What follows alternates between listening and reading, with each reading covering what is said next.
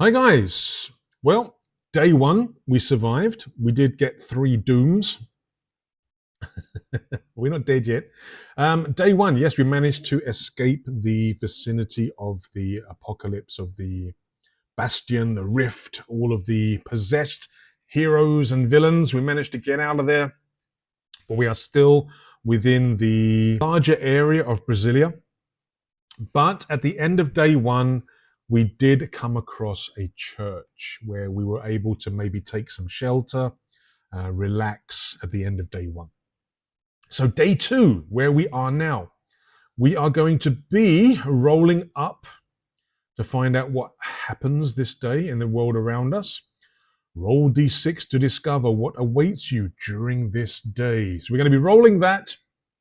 And we are also going to be taking a look at the prayer board at the church because I think I want to do some kind of sort of side quest or adventure to help this this church, this place of worship. But yeah, day two, pestilence. Let's read what it says. The first trumpet sounded, be it through a dream that you had or any other kind of augury experienced by someone in your group. Well, that's just me at the moment. One of the 4 beasts that guard the promised land, the lion-headed seraph, gave the trumpet's cry. It was thanks to it that the first horseman was summoned. Uh-oh. What does it mean, though? You don't know, but this is a sign that the prophecy is true. The first harbinger of the end manifests his presence riding a white horse. He is pierced by many stakes, and a swarm of flies wings around him. At the upper end of the highest stake, there is the head of a crowned swine. Along with him comes the reign of forced purification, the sanctification of eternal torture. Now, as I've mentioned a number of times, you do not have to incorporate the sort of biblical or the sort of revelations focused imagery or descriptions in this game, in this book. You can take it in completely different directions, but I'm just adding these to kind of set a scene, sort of to give you a feel of what's kind of happening. But my setting is not necessarily religious; it's more superheroes and supervillains. So we are going to continue our journey. Eduardo Ventura Barros, the Death Roach. So we're going to roll up to find out what awaits us, and we're then going to take a look at the prayer board and see if there are any side quests or adventures that we should approach and attempt. Let's go. Right, we are at day 2. I apologize in advance. There may be some shine from the plastic page covers. Day 1 we've completed. Day 2 we are about to start. We are at the church in the district of Brasilia, but we're not in the sort of city centre anymore. We've managed to get away from the city centre. We are still kind of in the outskirts of the capital city of Brazil, and we are at the church. And we've managed to get some rest, get some sleep. We've managed to sort of heal and fix our torments that we had before. Now, in day 1, I did forget to roll my omens to start with. Let's not do that again. I need omens. So how many omens are we going to get today? Here we go. Here we go. We get 4. Oh no. First roll of the new day, we get a 1. Right. So we've only got 4 omens for today, for day 2. A little bit of a problem because if I happen to die, I need 3 to resurrect myself. So I'm going to have to be a little bit careful with this. I've got 3 dooms already. Right. So day 2. Now I did the little bit of reading in the intro just now.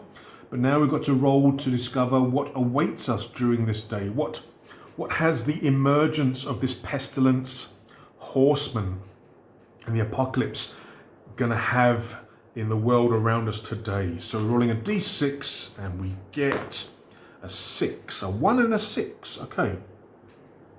What's the pilgrimage of purification? How does it affect your life?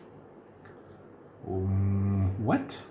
Maybe this is going to be maybe during this day, because the horseman of the apocalypse, the pestilence horseman, has come around, and flies, swarms of flies. What else is there? Along with him comes the reign of forced purification, the sanctification by eternal torture. So maybe during this day, I'm going to come across sort of groups of people who are trying to purify themselves, maybe by sort of, what's the word? Self-flagellation kind of thing.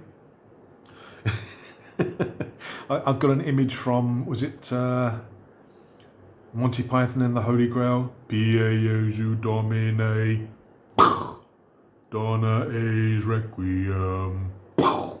Maybe there's a lot of people walking around in sort of groups doing that.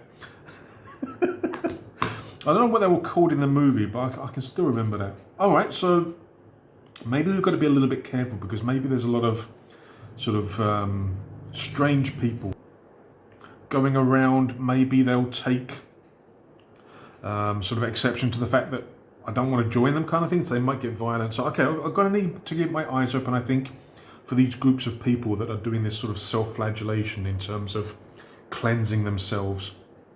There'll probably also be a lot of sort of flies and maybe rotting bodies around, a sort of general sort of imagery or sort of the environment around me today, because it is the day of pestilence, the second day. Okay, so we've done that. Now what I need to do is check the church, check the prayer board, and see if they have any sort of quests or adventures, things that they need help with, because I think that's what I'm going to try and do in day 2. And it doesn't actually say anything in terms of rewards. I mean, there are, in some of the other expansions and supplements, there are things that you can do to get hold of sort of blessed items, very powerful items kind of thing. But this isn't actually one of them. So maybe what I'll do is, if I'm successful, maybe the church will give me some items, some random items, and maybe I'll just roll. Maybe I'll roll on the equipment. Where is it? Maybe I'll roll on the equipment again to generate some random items that they give me as a reward, possibly. Right, so we're going to go to the supplications and tithes. We are going to approach the prayer board and see what jobs the church needs help with. So we're going back to the chaos supplement, which gives us a little bit of help here. We're going to be rolling a d6. What do we get? A 3. There's a lone fallen one at a specific place.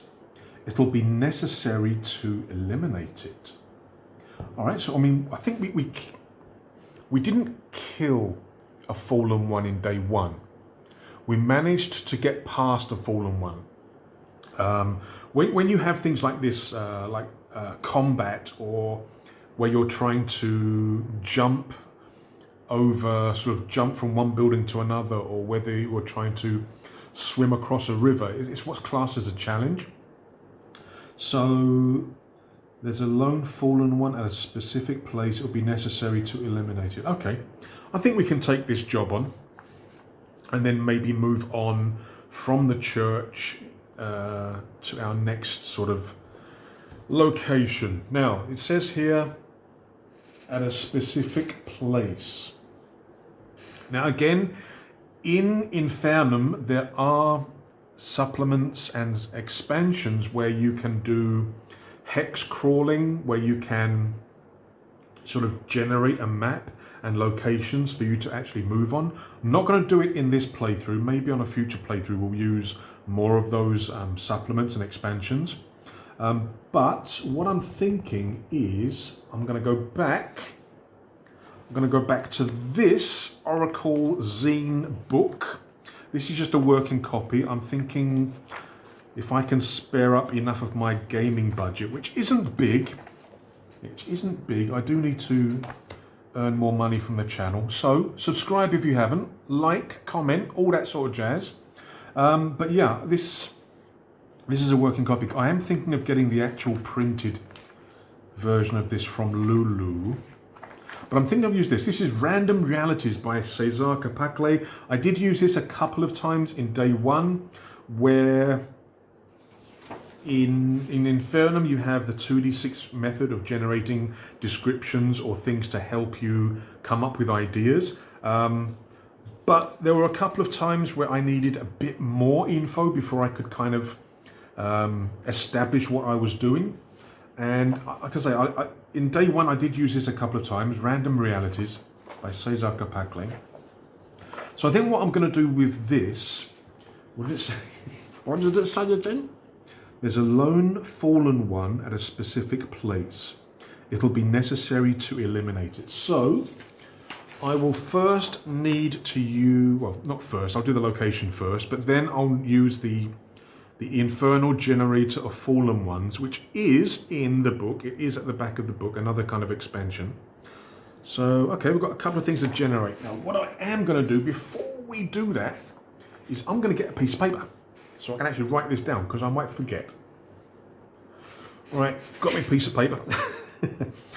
Day 2, location. Now, I'm not actually journaling this in a proper sort of book or notebook like I have done with some other games.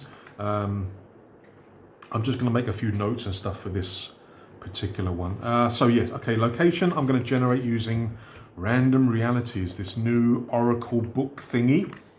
So what are we going to do? So for locations, we've got past and present, descriptor, trouble, building, influence, mood, rumor, scene, seeks and offers. Now, I don't think seeks and offers is going to be relevant because it's going to be the location of a fallen one. So we're not going there to sort of find anything else. Rumors, again, no. Okay, mood could possibly work. Influence, probably not. Building, descriptor, past. Okay, so there's a few things I could use.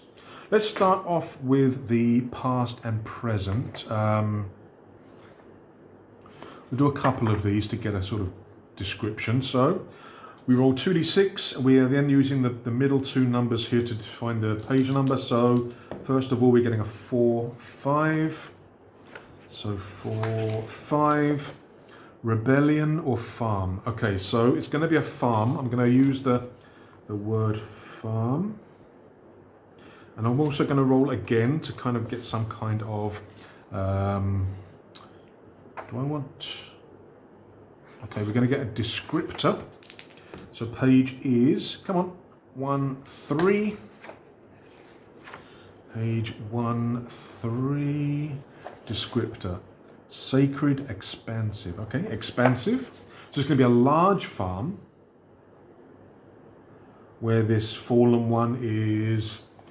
maybe they are sort of dealing with the farmer and the workers. Maybe they're setting it up to be some kind of human farm where they're bringing the sort of civilians for nourishment or something for themselves, possibly.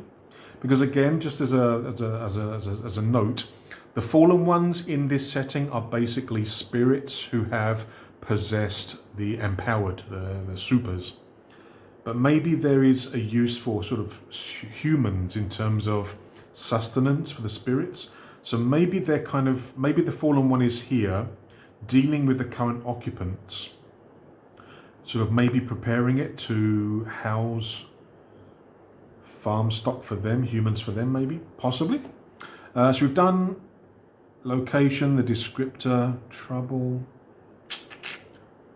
Trouble, I don't know whether trouble will be useful in this case. Building, we can roll for building. Let's see what it's going to give me for building. We get a 4, 6. So 4, 5, 4, 6, building. Hospitality, imposing. Okay. So maybe there are some imposing buildings or maybe some imposing mechanisms on the farm. Imposing buildings. Yeah, maybe the buildings are kind of quite old, very strong in terms of their construction and design. Imposing. Maybe it has. I don't know. Sometimes you have these sort of horror movies where you have all the farm equipment. Looks really sort of dangerous and deadly.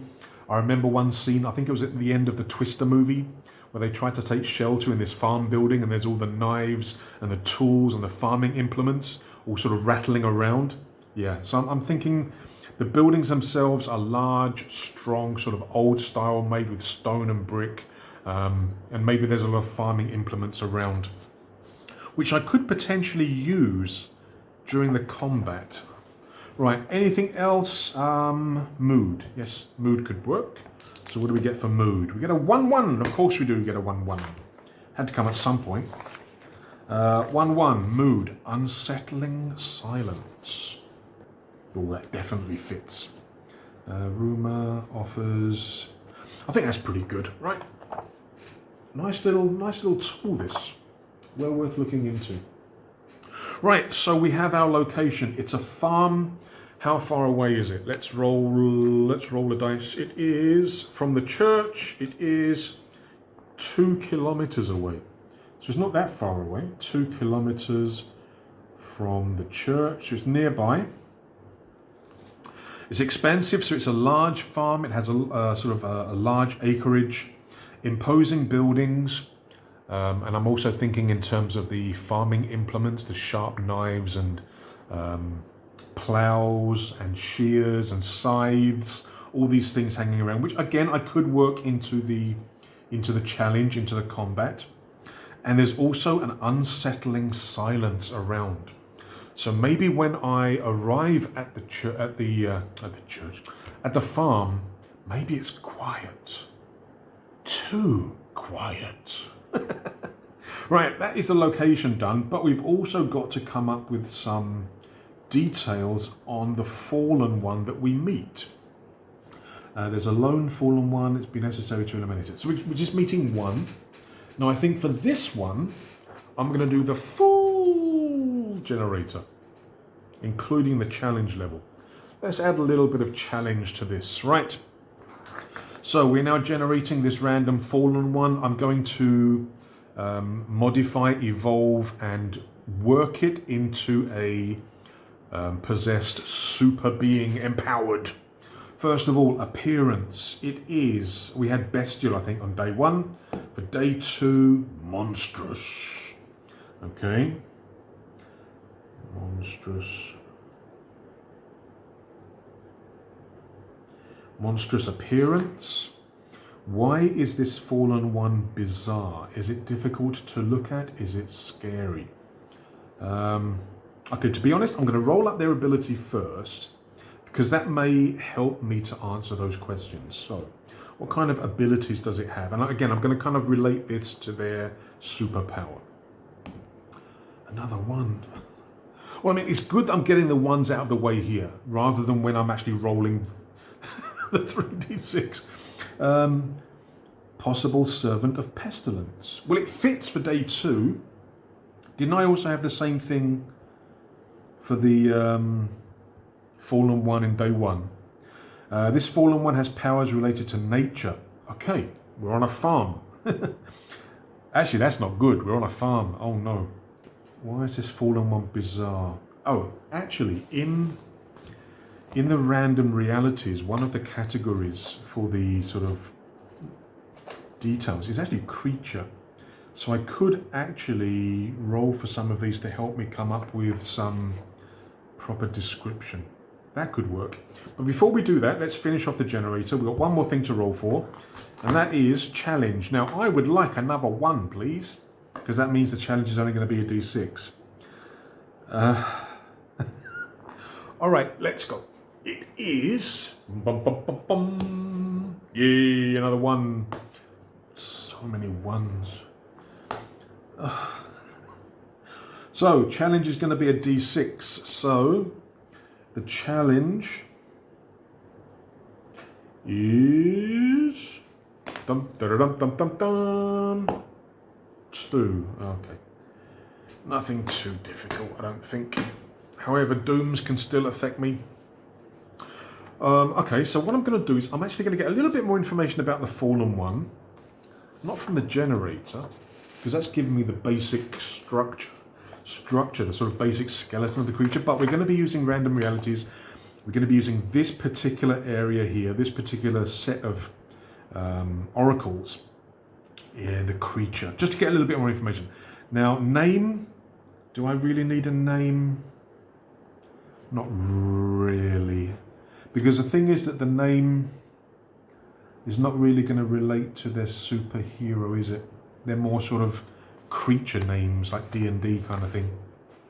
And not D&D.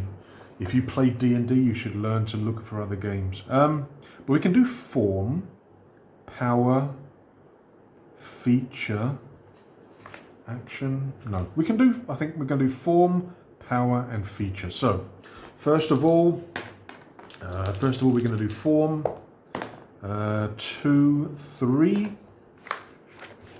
2, 3. Lithe or plant. Okay, so it's monstrous, but maybe it has sort of plant appearance. So plants, maybe it has like a tree, maybe branch, maybe bark appearance. So this is form. So maybe this fallen one, or this possessed super being or empowered, maybe they look as if they have elements of sort of tree in the way they look. Maybe they have bark as a skin, so maybe they have some kind of natural armor, possibly. Power. 5, 2. 5, 2. Bump, bump. 5, 2. 5, 2. Telekinesis. Okay, when we did I think at day 1, when we were talking about how the fallen one destroyed the restaurant, I think I was saying that maybe the superhero or the supervillain had powers to use like roots and trees to destroy, like the elemental in Hellboy. Telekinesis. Maybe this one's different. Maybe they can actually. But how does that work in with plants and trees and pestilence? I mean, maybe there is no relationship. Maybe it's just a power that they have in addition to having the appearance of plants or trees. Maybe they just have the telekinesis power. It doesn't all have to work in synchronicity. Is that word synchronicity? It doesn't have to all work together, does it? So maybe they look like they're rotting, like a rotting tree, a dead tree, because of the pestilence element. Is that how you spell it? Telekinesis. There you go. And the third one I was going to do was a feature, wasn't it? What other features do they have? Now, I mean, this is all probably just a big waste of time because it's only going to have a challenge of 2. I may kill it in the first turn, but I think it's interesting and it's a good way of showing how this solo tool works, this random realities. So we're looking at feature next. That would be a good one. Venomous Thorns. What do we get? We get a 3, 3. Didn't we get 3, 3 in day 1? 3, 3. Feature. Pungent aroma. Ah, yeah, that fits. Pungent aroma. So maybe they have this disgusting smell around them. Again, that fits in with the pestilence, with the rotting plants. All it all works well together. That works really nice.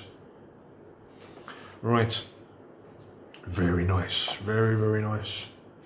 So, we have created our fallen one. I haven't generated a name, have I? Should I generate a name? For my character, when I came up with Death Roach, I actually used an online generator to get like a superhero name. Maybe I should do that for this one. Okay, give me 1 second. I'm going to go quickly online and I'm going to generate a random name. Right, I went to fantasynamegenerator.com. They have superhero names, they have supervillain names. So I did a random supervillain name and I got Corruption Claw, which sounds very, very suitable. So we arrive at the farm. I think I'm going to take. Should I roll for the journey? It's only 2 kilometers away, so I'm not gonna roll for the journey. I think I can reach there fairly okay. But as I approach this large farm, there's no lights, there's no sounds. It's a very eerie silence. But like I mentioned earlier, the imposing buildings, the size of the buildings, and the construction methods, the materials, like I say, the architectural elements of these buildings is very imposing.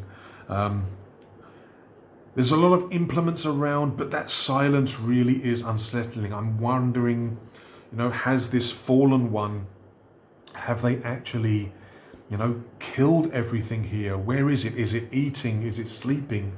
Is it ready for ambush? Does it know I'm coming? Is it still here? I'm assuming it's still here because that's that's the mission that we've got. So I'm going to try and sneak into the the living area of the farm, where you have the farmhouse, the barns. Yeah, I'm actually gonna go and try and sneak quietly without being noticed into that area, so I can get a closer look and maybe figure out where the fallen one is, and maybe listen to see if I can hear any sort of surviving humans. So we have a 3d6 roll.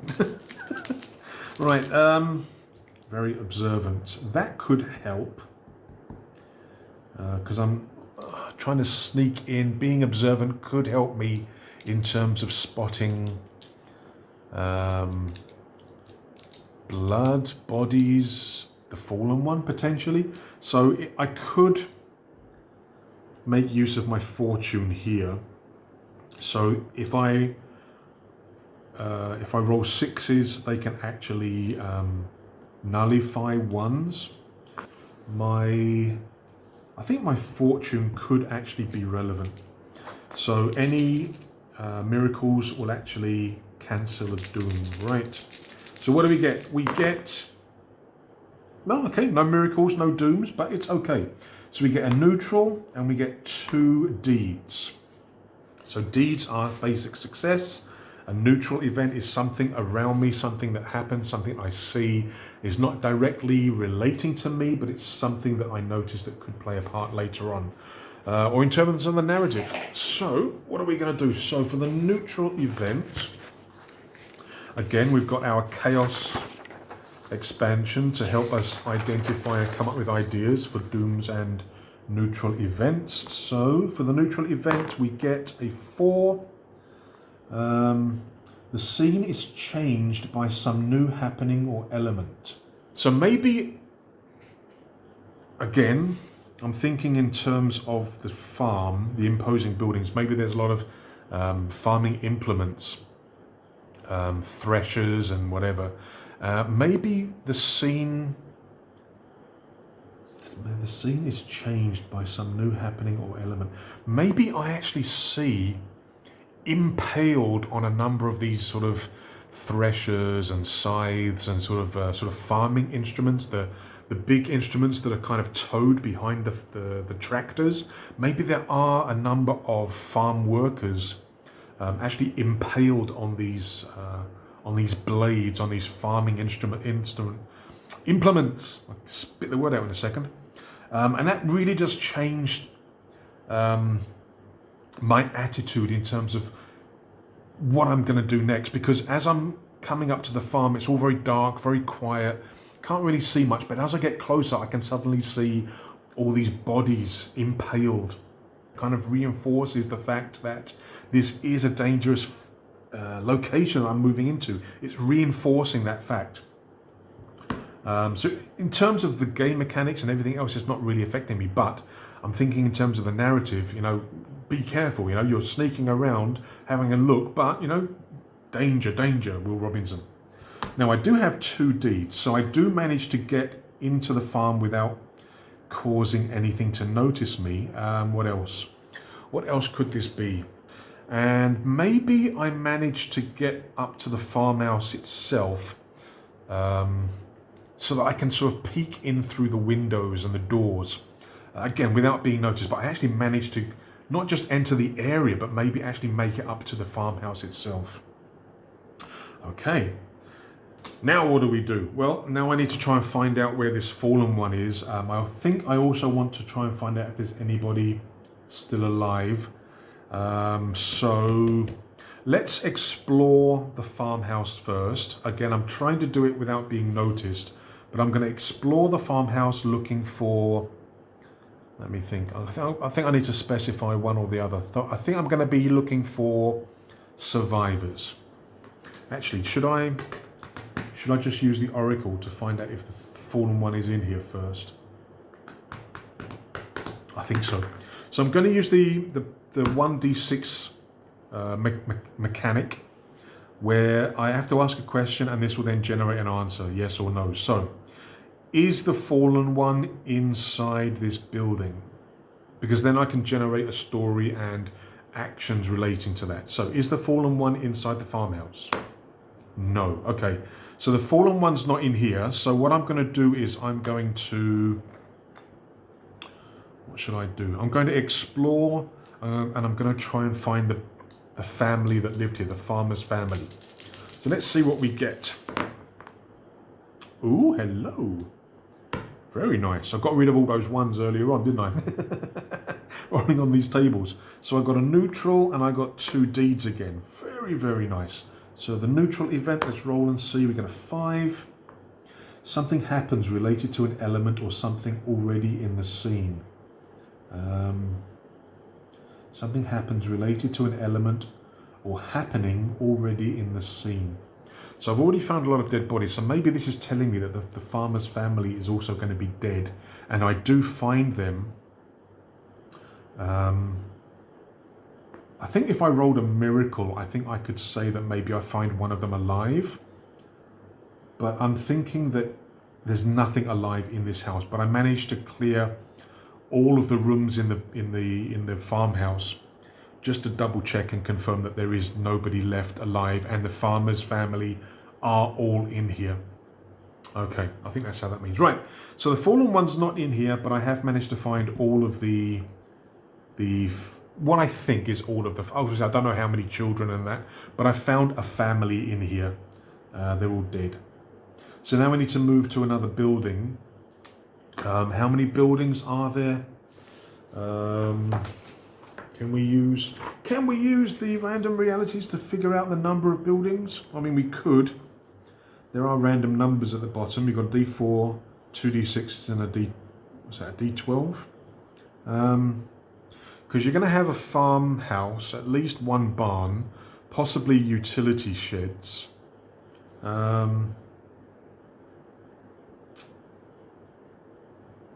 Let's just roll a D6. So there are 5 buildings in total. So 5 buildings in total. So we'll have the farmhouse, maybe 2 barns, and maybe 3 sort of smaller buildings. Maybe an outhouse, 2 sheds maybe. So let's check one of the barns. Again, I'm going to roll to see if the fallen one is in there, and then I'll use a 3d6 to kind of generate the story around it. So is the fallen one in this first barn? Yes. Okay. So we've located where the fallen one is. Maybe I hear some noise from this barn. It's the only noise I've heard so far. So maybe I hear some noise in the barn, and I know that this is where the fallen one is. What do I want to do now? Do I want to just attack straight away? The thing is, I do have my power, my blessing. I can generate blasts of necrotic energy. decays, ages, rots and rusts, which will be pretty good. I mean, we've got this rotting fallen one, which is sort of plant-based, telekinesis, pungent aroma, corruption claw. It all worked out really well. But you can only use your blessing, or in this case my superpower, if I get a miracle. So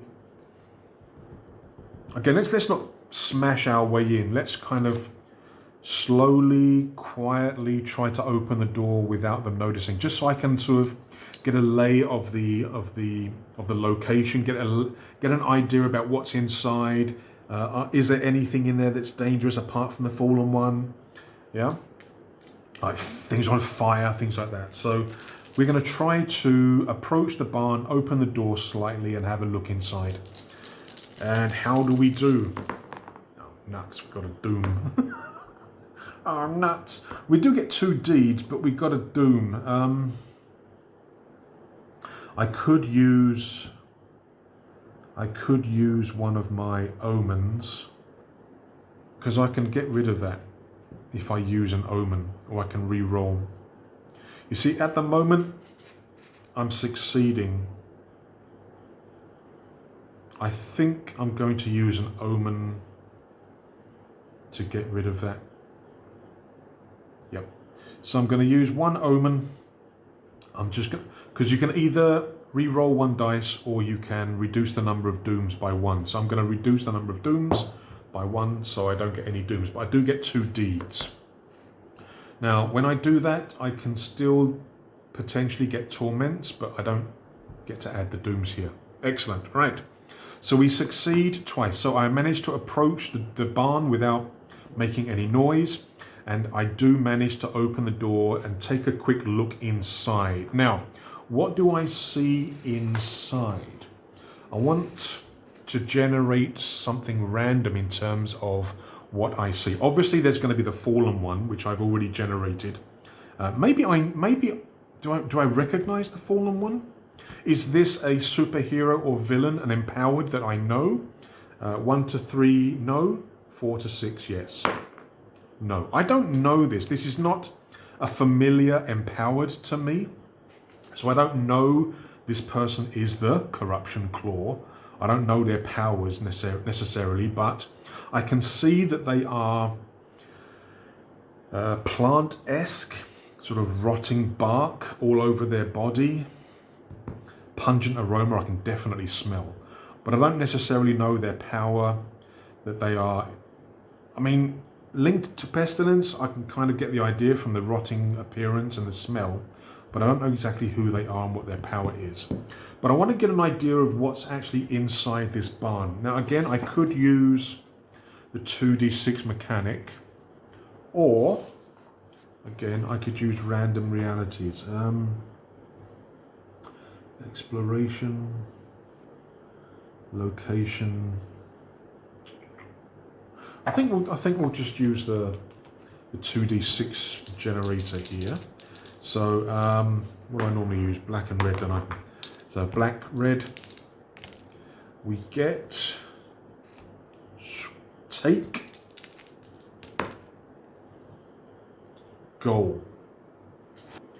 Well, I mean, this is the goal of the mission, finding the fallen one.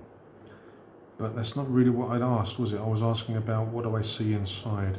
Take goal. Maybe inside there is some weed killer. Maybe there's some weed killer that I could actually use. It probably won't kill this fallen one, but it may weaken them. And again, add to the narrative, add to the story of when I actually do the challenge. But goal. So maybe I can take maybe the weed killer that's just inside the door and use it to help me reach my goal. Not a perfect use of the verbs and nouns, but it could work. I mean, do I want to generate something from here as well? I could senses. So again, another section here is the scene, reaction, activity, senses. I could roll for senses maybe. So the 2d6 I rolled was take and goal. And I think I'm going to use this. I'm going to roll senses and detail, I think, for the scene. So we get a 6-2, 6-2, 6-2. Senses burning wood, metal clang. Okay, so maybe there is a slight smell of burning. What was it? How is it? 6-2. 60 burning wood. Maybe there is a slight smell of burning wood. Maybe one of the maybe there are some bodies on the floor here. Maybe one of them did actually try sort of using like a piece of wood with a flame on the end to kind of try and hold back the fallen one. But maybe that's already been extinguished because the fallen one wouldn't want that in any kind of vicinity of it. So maybe the residue of that burning brand or that burning stick has been, you know, the smell is still there. And we also want to roll for the detail. 4-1. So 4-1 detail. A notable ornament or detail in the environment. Maybe that burning brand or that burning stick still has kind of like embers at the end where it's not completely extinguished. Maybe I can use that with the weed killer. I don't know, is weed killer flammable? I'm not a farmer. I don't know whether... I mean, I know weed killer's toxic, but is it flammable? Maybe this one is. So maybe I could combine the weed killer and the... Like I say, maybe the end of the stick hasn't been completely extinguished. Maybe there's a faint glow at the end, sort of embers of the fire, basically. It's not a flame, but just within the blackened end, there is still some red. There's still a little bit of heat and everything there. So maybe I can attack the fallen one, first of all, by maybe throwing or opening and then throwing the weed killer onto that sort of brand or that piece of wood, and maybe that can actually cause it to set light. That sounds good. That sounds good. We'll do that. But I'm now going to enter, and I'm going to do that. I'm going to basically attempt the challenge now. It's a challenge of 2. So I'm going to open the door to the barn. The fallen one, Corruption Claw, turns. Eyes are glowing as it's kind of possessed by the evil spirits. Skin's covered in rotting bark. Horrible pungent aroma. And yeah, we face off. I then throw the weed killer towards where that sort of the extinguished branches, hopefully trying to catch fire and deal damage to this fallen one. So we are now going to attempt the challenge. So we're going to roll. So with a challenge, every deed does 1 damage, every miracle does 2 damage. So what are we going to get? Oh, we did it. So neutral doesn't do anything, but we got 2 deeds, so we managed to do 2 damage. So maybe the weed killer was flammable, and the embers, the dying embers at the end of this stick, where one of the farm workers did try to keep the fallen one at bay with the flames. Maybe it does actually catch fire. Whoosh. Whoosh. Sound effects as well. Whoosh. Because maybe the barn does have things like hay and sort of dry plant material on the ground. And since the fallen one does have a plant element to its anatomy, it just catches fire immediately, and the evil spirit just gets ejected from the body, and we win! We overcome the fallen one. Yes. Rip. Now, like I say, because of time, this is probably going to be the only thing I'm going to do in day 2. But it's okay. We can see how the challenges work, how the supplications work, how these prayer boards work.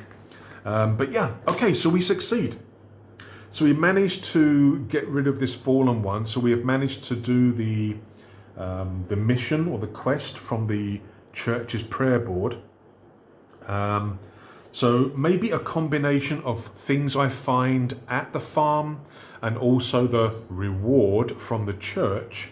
What I'm going to do is actually just roll for equipment on this equipment table here, like we do when we create a character, just for some random general items that may come in useful.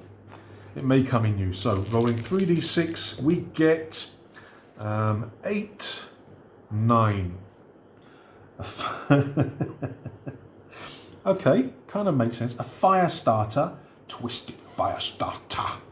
Some torches and a flask of oil. Again, that fits the story perfectly. Right, let me just quickly write those down. That's very nice. So I've just written them down here because it fits what we've just been doing in terms of, you know, using fire to vanquish the fallen one. That's very nice. Very, very, very, very, very, very, very, very good. Right. So did I get any dooms? No, I got rid of the doom that I had, didn't I? So I haven't actually accumulated any more dooms, which is amazing. I haven't accumulated any more torment, which is also amazing. And I think I'm going to call day 2 done. So we travelled from the church to the farm. We dealt with the fallen one there. We travel back to the church. We kind of recuperate, sort of get rid of all the adrenaline that's surging through my body, work out the details in terms of the reward, and rest. Now, day 3, I'm going to move on from the church and try to continue my journey to the shore. I'm aiming for Victoria. So again, I'm going to need to find some kind of transport, otherwise I'm not going to make it. So I think day 3, we are going to leave the church and continue on our journey. But in day 2, we have done a job for the church and for the community here and got rid of, what's the name? The corruption claw. Right. I will see you guys in day 3, the video for day 3, coming up very soon, where we continue our journey, where Eduardo Ventura Barros, after vanquishing the fallen one with the blessing of the church, will now continue his journey to the shore. Right. Until then, thank you very much for watching. Don't forget to like and subscribe. I need more. Take care. Stay safe. Cheers.